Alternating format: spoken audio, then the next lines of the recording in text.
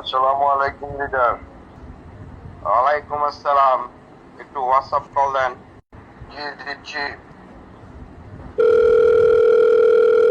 কি অবস্থা ওদিকের?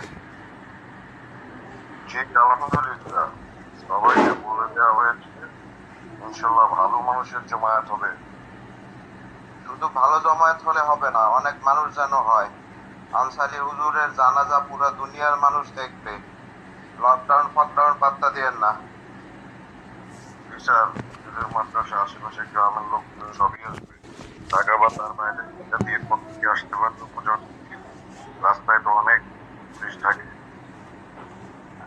আমিলি সাহেবের ছেলের সাথে কথা হয়েছে, উনিও লোক দিবে, লোক আসবে, চিন্তার কিছু নাই। আমাদের নেতা কর্মীরা যাবে, সব মাদ্রাসাকে বলেন বুক করে চলে আসতে। আপনাদের মাদ্রাসাগুলোরে চাপ দেন, হুজুরের জানাজা সবাই যেন উপস্থিত থাকে।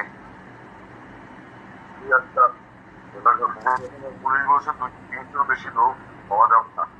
দূরে দূরে তারা জানাজার নামাজ পড়তে বলছে।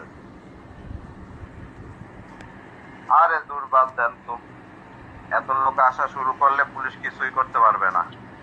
একটা থানায় ফাঁড়িতে আর কত পুলিশ থাকে, হাজার হাজার লোকের সামনে কিছুই করতে পারবে না।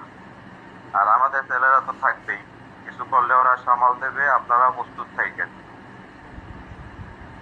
জি আল্লাহ ভরসা, সব ব্যবস্থা আছে, পাশে তো বিজেপির ক্যাম্পও আছে। কত বলেন সবাইকে আসার জন্য, বিজেপি কিছুই করতে পারবে না। এই সরকারকে একটা উচিত শিক্ষা দেওয়া যাবে।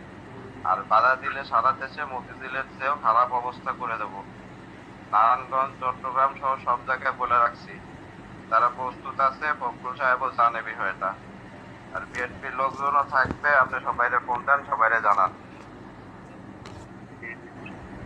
আসসালামু আলাইকুম। ওয়ালাইকুম আসসালাম।